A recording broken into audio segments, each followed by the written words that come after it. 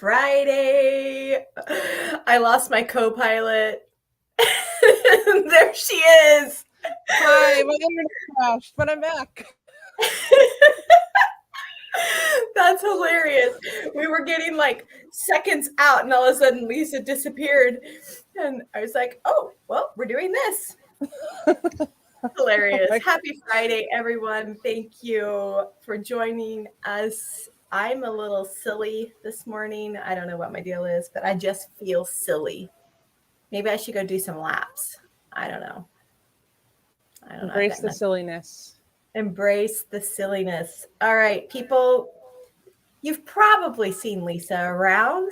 Just in case you don't know who she is, this is Lisa Wallock coming to us from Connecticut. And Lisa, just tell us a little bit about yourself. Hi, my name is Lisa, like she just said. I am currently living in Connecticut. I grew up here, lived in Kansas for 20 years. That's where I know Angie and all of the wonderful people with Unedited Life. But now I'm in a new chapter out here in Connecticut, and just doing my thing, I guess, and just growing and learning more about myself and who God is, and it's just been a fun and challenging ride. There you go. Well said. Well said. We still miss you. Oh, I know. I miss we you still guys. miss you, and we're still like, Jesus, are you sure? It's funny when you like have heart ties with people. It's hard to let them go. It's hard to agree with the Lord and know that He's got greater intention in their life somewhere else, and the heartstrings just have to stretch the distance. And it's working. Yeah, we're still connected. This is working. It's working out just fine. Thank you, Jesus. Yes, amen. Anyway, all right, we are still in our key holder series, and this week we're talking about the fivefold, and you're just going to have to connect the dots this morning and see how that fits in with what we're talking about.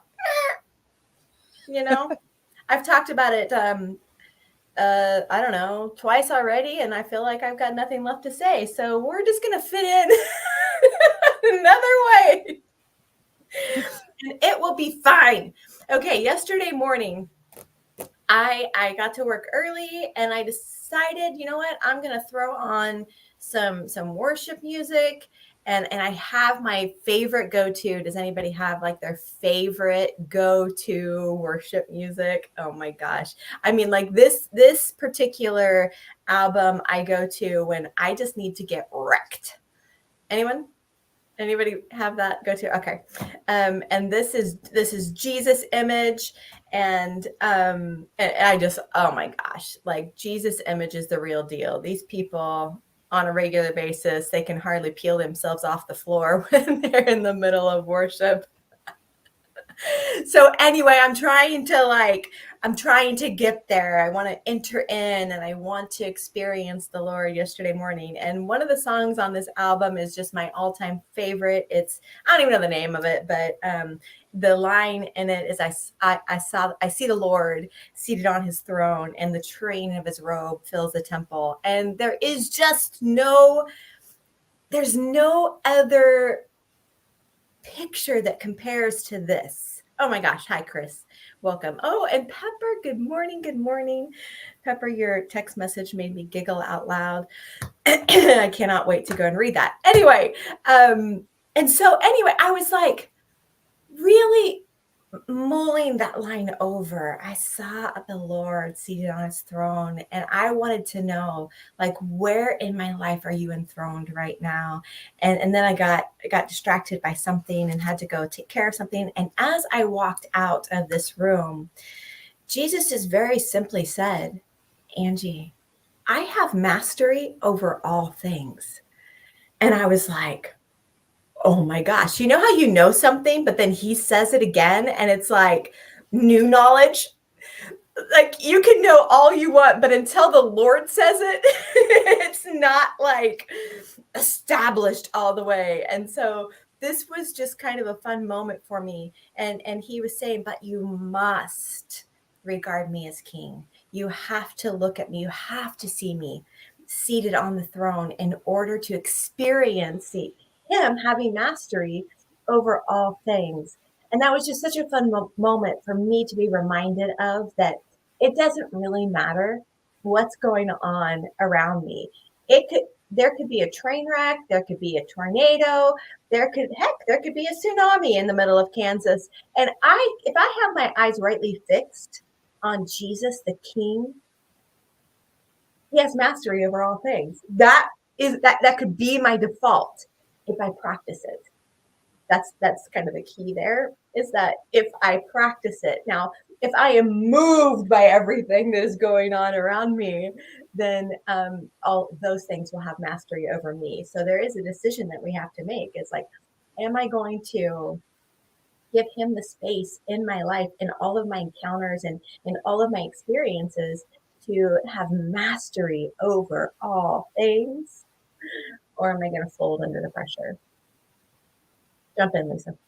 Wow, yeah, I love that. I love what you're sharing about, like, the Lord saying have mastery over all things, and the part about practicing, because that is so true. It is true. The more we do something, the better we get at it, and the more naturally it comes to us. And so, considering that, like, yeah, at first, like, it might, might have to. It's kind of like working that up. Like, okay, no, reminding yourself. But the more we do it, it will just come naturally. Our eyes will just be fixed on the Lord. But it takes us being intentional in that, intentional in letting him be Lord over all, letting him be master over all. And yeah, I actually, there's a psalm here that I'd like to share. It's a short one, but it's Psalm 47, and it says, "Clap your hands, all you peoples. Shout to joy with a jubilant cry. For the Lord, the Most High, is awe-inspiring. A great king over the whole earth. He subdues people under us and nations under our feet. He chooses for us our inheritance, the pride of Jacob, whom he loves. God ascends among shouts of joy. The Lord with the shouts of trumpets. Sing praises to God. Sing praise to our King. Sing praise. Sing a song of wisdom, for God is King of the whole earth. God reigns over the nations. God is seated on his holy throne. The nobles of the peoples have assembled with the people of God of Abraham, for the leaders of the earth belong to God. He is greatly exalted." So, yeah, I just love that. And then also, I mean, it says, he subdues people under us, under our feet. It doesn't even say his. It Come says under on. our feet. So, yeah, I just thought that was, like, so powerful. That is so, so good. He subdues people under our feet. There were a couple different things. Great king over all. This is what we need to be reminded of on a regular basis. He's the great king over all. He really, truly does have mastery over all things. And that God ascends on our shouts of praise. I think that we also forget that in somewhat of our mundane activities of, like, praise be to God. We kind of flippantly say these things. We kind of flippantly enter into spaces of praise, into spaces of worship, and forget that he is enthroned upon the praises of his people. And this has wrecked me. You all know this, that this thought has wrecked me in this season, where I'm like, oh my gosh, this is his intention. Like, it takes our praise for us to experience his throne. And why are we not doing this all day long, to experience and to encounter the enthroned one? Oh my gosh, he's the one enthroned above all things. I mean, it's just awesome. And then the other thing that you read in there is, sing a song of wisdom. Okay, where are the songs of wisdom? Anyone? Crickets. We've got crickets. Where are the songs of wisdom? I want to hear, I want to experience that. The songs of wisdom. I don't know. Pepper, maybe you can weigh in on that, because I know that worship is something that you are deeply enthralled in. But I'm like, Songs of wisdom? What's that? Is that a cricket? Yeah.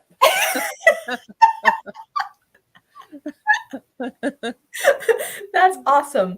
So yes, sing a song of wisdom. I love that. I love that so much. And we've got to keep our eyes fixed. We need to actually hold one another accountable to this, to like, are my eyes what are my eyes fixed on right now? Am I releasing praise that is honoring to the enthroned one? Or am I releasing praise that sounds a lot more like grumbling and complaining, which obviously is the worship of hell? Yeah. No, can I add something there? Like, Absolutely, jump in. when you were saying about, like we just flippantly, like, oh, praise be to God, like considering that, how you can sing a song and like the words are coming out of your mouth and you're singing it, but there's no actual, you're not invested in what you're saying. There's not, the energy Yes. isn't there. And You're how thinking often, about lunch. yeah, exactly. So to consider, like, where is our energy? What are we putting? Are we putting our energy into the grumbling? Are we putting our energy into what we're seeing, the chaos around us? Or are we putting our energy, our full self, into actually praising the Lord, into seeing him high and lifted up? And yeah. Yeah. And I don't want us to I don't want us to misunderstand either. He is high and lifted up. Yeah. This is about us entering into the reality of his loftiness, right? Yep. Like we get to partner. He's set this up so that we can actually partner with that, to experience, to encounter his holiness, because he is already high and lifted up. God seated him above all things, right? We know that the earth is merely his footstool. That right there just blows my mind, that the earth is just a prop for the Lord's feet.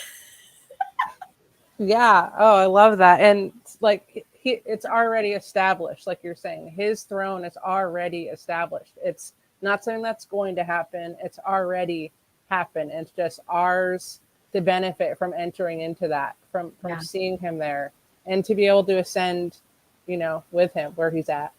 Yeah. Yeah. And I want to go back to the part where where Psalm 47 says that the enemies are subdued under our feet.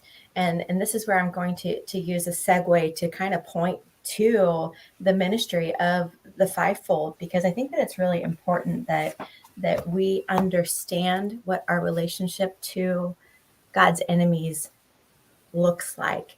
And I had a long conversation with Pepper yesterday about this a little bit, and I can learn a whole lot in one conversation with a friend. Anybody else?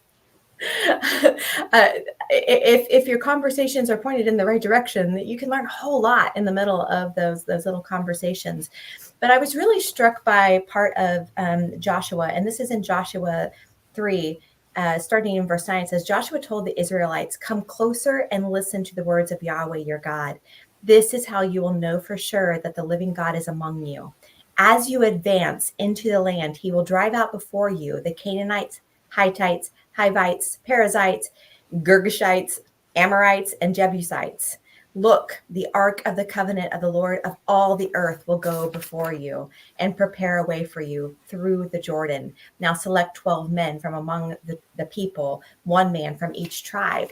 Now, if Joshua had gone into this mission with fear, we know that God tells him multiple times, be strong and courageous, right? And that's just in the first chapter.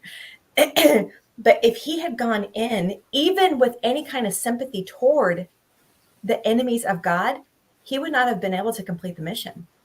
And I know I am guilty of this.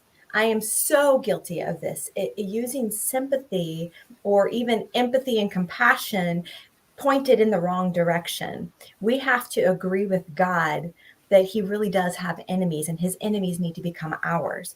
Now, keeping in mind that we do not fight against flesh and blood, but we do need to be fighting against whatever is holding people hostage to a paradigm that is not from the Lord, to a space that is not of the Lord. And here's the thing: if you continue to read the whole book of Joshua, Moses is constantly referenced in this book. Joshua did so because this is what the Lord told Moses. Now, this has everything to do with the fivefold. If we are not watching and learning from those who are going before us, those who are laying down as a bridge for us to get to the advancement, if we are not watching and learning what the Lord is telling them, we are not going to be able to carry out the same mission that the Lord intends to accomplish. He doesn't change his mind. He just doesn't change his mind. Everything that Joshua accomplished, God originally put on Moses to accomplish. We know that Moses and a huge portion of the Israelites were not allowed to pass over into the promised land. And so it was put on Joshua and his people to do the work that God actually handed to another man. Are we paying attention to what it is that God is releasing right now so that we are capable of carrying it when we are the one that's been tagged it? Joshua, this man spends all of his time outside of Moses's tent when he's meeting with the Lord. This guy knows how to position himself rightly even before he has been commissioned, right? Even before God was like, it's you, you're it. He places himself within proximity, the closest proximity he could get to the Lord himself through Moses's encounters, just so he would be positioned rightly when it was his turn. And look how God used him. And this has everything to do with the fivefold. We have ourselves so busy trying to figure out, where am I in this whole spectrum? Where do I land? What am I exuding? Am I a prophet? Am I an apostle? And I'm not making light of that, but I am saying that we make too much of it. And we need to pay way more attention to the presence, to the encounter that is taking place. See, we become very jealous for our own thing, and we forget to enter into what God is already doing. Is this making sense? Yeah. Jump in. That's so good. Gosh, my mind was swirling lots when you were just sharing that. Yeah, I mean, I love, like, when you're sharing about, he was saying, like, this is what Moses did.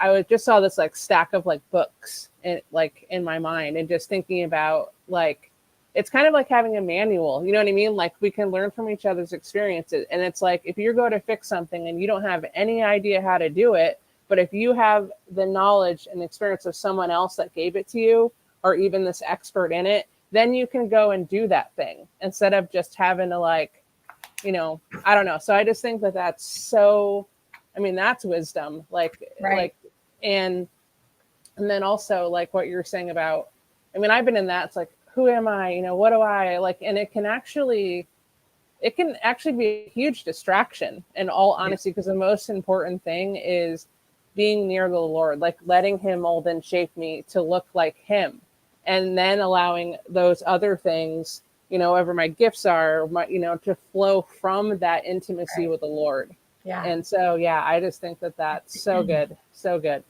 Yeah. I think that, I mean, look at the wisdom on Joshua's life from a young age and you don't hear about anybody else, you know, trying to sneak in on the tent of meetings.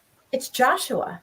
It's Joshua that's sitting there and trying to glean from the encounter that Moses is having. And it would have taken one moment of jealousy to drive him away from that entryway. You know, one moment of jealousy would have caused him to turn away and attempt to create his own experience with the Lord. And I just wonder, how many times are we doing that?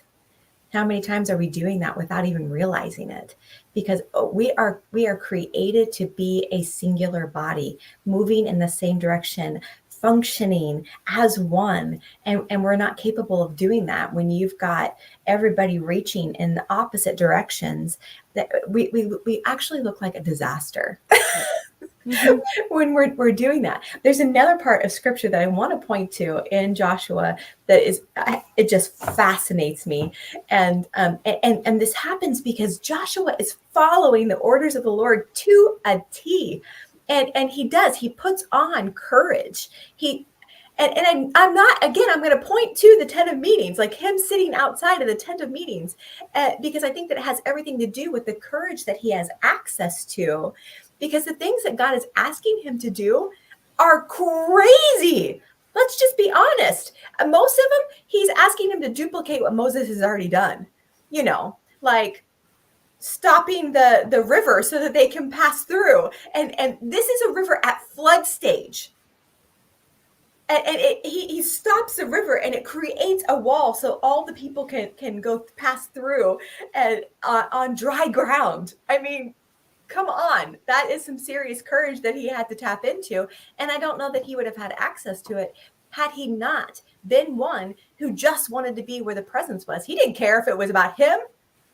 He just wanted whatever crumbs he could get. And it reminds me of it was a Canaanite woman who's following them around, Jesus and the disciples around, and just like trying to get their attention. And Jesus finally turns to her, and it's like this insulting moment where Jesus is like, and I'm always like, gosh, Jesus, be nice, because he's like, woman, I haven't come for you. And he basically calls her a dog, but she doesn't stop. She will not relent. She knows who he is, and she's willing to eat the scraps from the master's table. And that's what we see Joshua doing here. And so he's creating all these encounters with the Lord, and he's so brave and bold before the people and tells them what to do. And when you have a change of command, and this is where Vince would probably love to jump on here and have 100,000 things to say, but it's not easy to follow the new person. In fact, you typically have a huge turnover. Ask me how I know. And so it's difficult that the people are now having to listen to a new voice when they've been accustomed to Moses this whole time. And then they get across this river, and the first thing they do is eat of the fruit of the land. And for the first time in 40 years, manna does not fall from the sky. So we're not talking about just a change of command. We are talking about a change of atmosphere. Everything is being altered around them, and they stay the course because of the courage that this man had access to. And then what happens? I love this part. This is chapter 5, verse 13. When Joshua was near Jericho, he looked up and saw standing in front of him a man holding the drawn sword. Joshua approached him and said, "Are you on our side or are you with the enemies?" He says, "Neither. I have not come to take sides, but to take charge." Wow. I love it. "I am the commander of Yahweh's armies." At once, Joshua threw himself face down to the ground and worshipped. And he said to him, "I will do whatever you command, my Lord." The commander of Yahweh's armies said to Joshua, "Remove your sandals, for you are standing on holy ground." And Joshua obeyed. Moses had a burning bush, but Joshua had the Lord himself. Wow. Who is sitting outside the tent of meetings? Come on, if you really want to engage with the fivefold ministry, get where the presence is. Get where the encounter is. Stop being selfish. Wow. That's so good.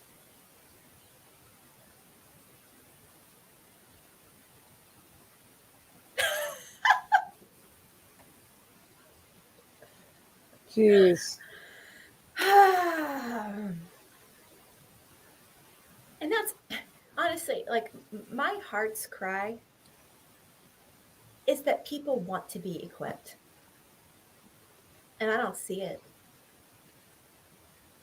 I see moments, glimpses, but mostly people don't want a journey.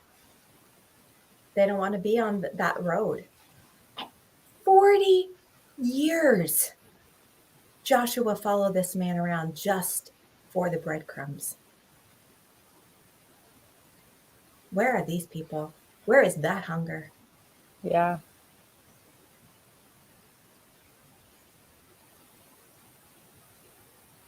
And that's just it, because we were created to be a body. We have to depend on one another. We have to lean in, because everything is about what's being handed down to the next generation. And we won't be able to capture it if we're not there. And I've said this before, but where are the mothers and fathers? I feel like I've spent my entire adult life looking for spiritual mothers, spiritual fathers. Where are they? And I suppose if you're looking around going, where are they? You're it. Exactly. Yes, legacy. Yes. Yeah. Jump in, Lisa. What are you thinking? Oh gosh, so many things. But I love what you shared about like, going back to when they crossed over and how it was the hi mom. um, it was, the last time the manna fell and how you said how everything shifted, including their diet. Like including their diet, like what they were, it was like everything changed. Everything changed. And we have to be willing to to submit to that and to submit to when you were saying when there is a change in leadership. Because it's so true. Anytime someone new comes in, it's like basically looking back to Egypt, and there's comparison and there's resistance, and yeah. So I just think that's so powerful and important to be one who is in flow with the Spirit. So when there is a lead change, it doesn't just like stop the body from moving or even like attack one another, attack the body, that we will just get in line and into the flow, and to be able to shift when the lead shifts, Right. and however that looks. Yeah. Wow. Yeah. Well, and another part, I'm glad that you mentioned Egypt, because this is also huge, right? Because they're spending 40 years in the wilderness because they cannot quite get delivered from Egypt, right? Like Egypt's in their head. And so God actually instructs him to circumcise all of these men. And because, I mean, you've got offspring that have now grown up, and they were never circumcised. And so, they do this whole thing, and they actually name the place Circumcision Hill. And I mean, the whole thing is kind of grotesque, but whatever. But so we're in chapter 5, verse 8. After the circumcision was completed, the whole nation waited in the camp until their wounds had healed. Then Yahweh said to Joshua, "Today I have rolled away your disgrace from being slaves in Egypt." Isn't that wild? Wow.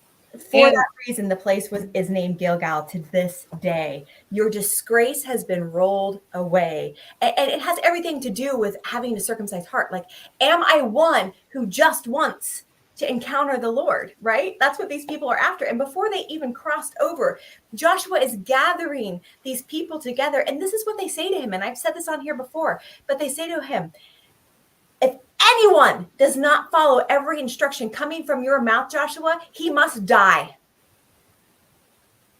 That is devotion like no other. And so because of that devotion, these men trusted him to the point where they allowed him to circumcise them. Because God actually tells him, "Get a rock, make a knife." Wow. And he circumcises all of these men. And that's trust. Yep. That is some severe trust right there. And then God on the backside of it says, "Today I have rolled away the disgrace of Egypt from your lives." And that's what allowed them to advance into new territories. We can't go. We are not going to be able to go until Egypt, the disgrace of Egypt, has been rolled away from our lives. And that can sometimes require wounding. Mm-hmm. And and I think that's just like like trusting the wound, like not, like knowing that wounding is going to bring freedom. And yes. Faithful are the wounds of a friend. Yep, exactly. Faithful are the wounds of a friend. And that's true. I mean, like he says it in there, like they're recovering from their wounds. Yep. And then the Lord said, "The disgrace of Egypt has been rolled away from you." Yeah, it's required. Yeah. It is required. And I think that, honestly, Lisa, I think that that's something that you probably have plenty to say. I know I'm putting you on the spot, but just kind of speak to that a little bit. like in regards to The wounding, the faithful wounds, because it's real. yeah, it is. I don't know where to go. I mean, I think it does take a trust. Like you have to know, like there's so many things that can happen in one's past where it's like these red flags can get erected. It's like, oh, this is bad. This is bad. Like this is, or we shy away from the wounding because it was a different kind of wound. And that's why I feel like it's so important to, we have to shift our mind. We have to let the wounds of a faithful friend. We have to, we can't, and like sharpening, if you think about sharpening, that's something that's painful. Like it's violent. It's not, like, oh, a day at the spa. That's not what it is. And so yeah, I just think like for me, like hiding from, being seen or the shame, like those kinds of things that just keep us stuck. Like we have to be willing to come out in the open. We have to be willing to let others as well, like speak into our life and help, help. Yeah. Like, because with the faithful wounds, it also draws out the poison. Yeah. That's what, like it's an opening, like how that's what took Egypt out of them, but it took the wounding. So I Yeah. just think that's, something that I can speak to is realizing like, those faithful wounds, that good wounding, it was an opening to let, the poison to come out as well. And then to allow like regrowth, like, yeah, it's so important Mhm. to embrace that, to enter into that, and to just allow um, just the drawing out of those things. But it takes vulnerability, it takes trust, and it takes pain Yeah. to for freedom to happen, I think. Can I ask a personal question? Sure. She says with trepidation. Um, so how were you able to stop hiding from the honestly the wounding and turn and face it? Because I think that you have, out of everybody that I know, you have the most experience in this area where, I mean, I even received a message from you one time like, oh my gosh, like this is real and you have been faithful to wound me. What was your question? What did you? So it's really easy to want to get have a reaction to the wounder, right? Yeah. The one who's being like honest about things, the one that's being authentic and transparent about what they actually see is going on in someone's life. How do you turn and face that rather than run and hide? Um, it, it takes humility, honestly. Like it takes really just, and it takes it's just it's really a decision. I feel like that's like it's. I mean, that sounds kind of cliche, but it's like there's lies, there's all these things that you believe is truth, that come and get to keep us hidden away, locked away in this isolated. Like we build up these walls to protect, but then those walls end up, actually being a prison.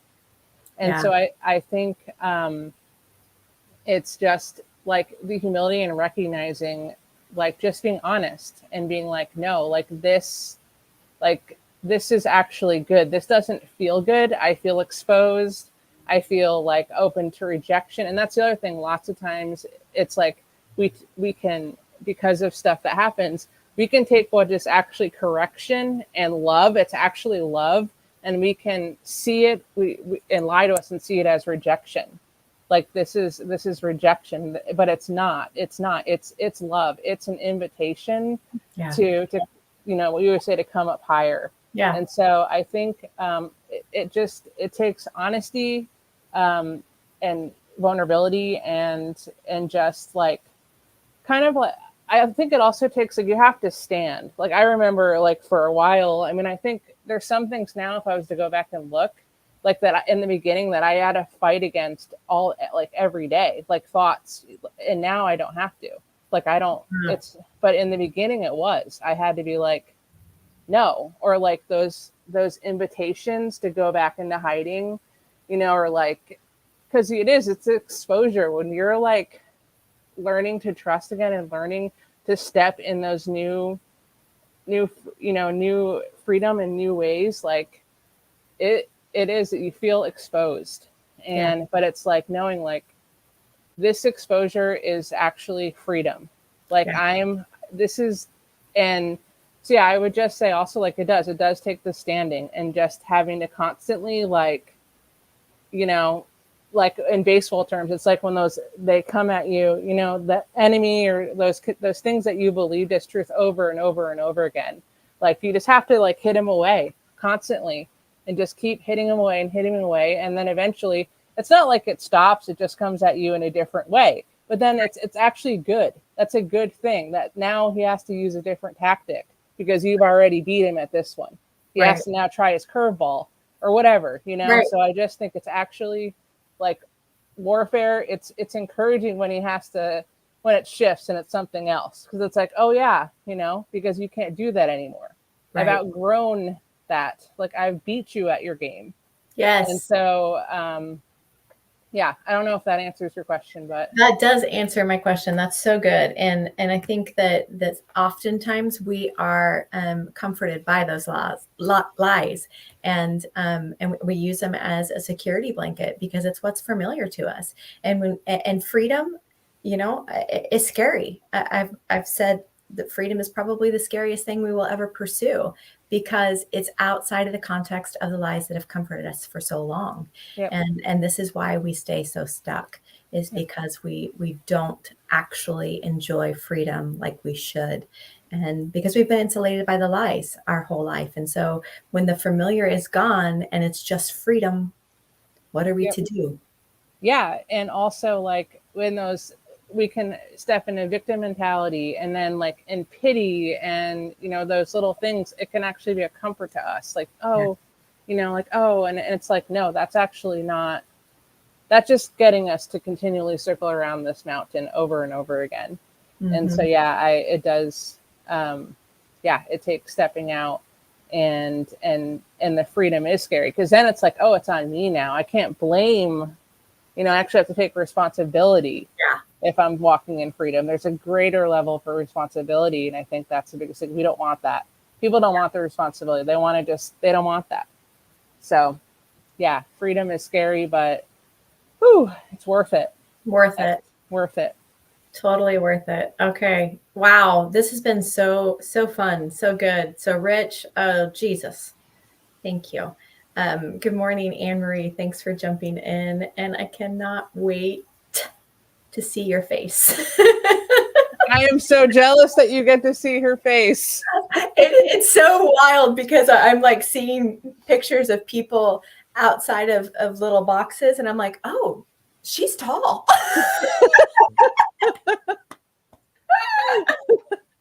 So I think that it could be a little jolting to see people in the flesh and be like, oh. Oh, it's so exciting. I'm so excited for you. Yes, That's I am so excited to be able to go to Canada. I am leaving on Monday morning. I fly out at 6:05 a.m. our time. So please cover me in some prayer. And I will be gone for a week. This is not normal for Angie. Angie does not travel. Nope. So exciting. But it will be good. It will be good to go to Canada. And speaking of, you will not see me on here next Friday, but you will see Lisa. Lisa will be driving solo next Friday on Life Up Here, and we're all just super excited about it. Not sure what she'll talk about, but it will be amazing. So tune in next Friday at 8 a.m. with Lisa. I'm missing that meeting of the Saints in Canada. Have a great time. Yes, Chris. I don't know, buddy. I'm planning on seeing you in July. I'm just going to say it.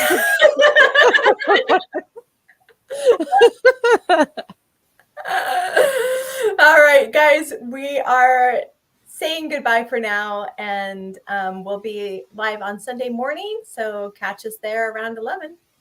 Talk to you later. Bye, everybody.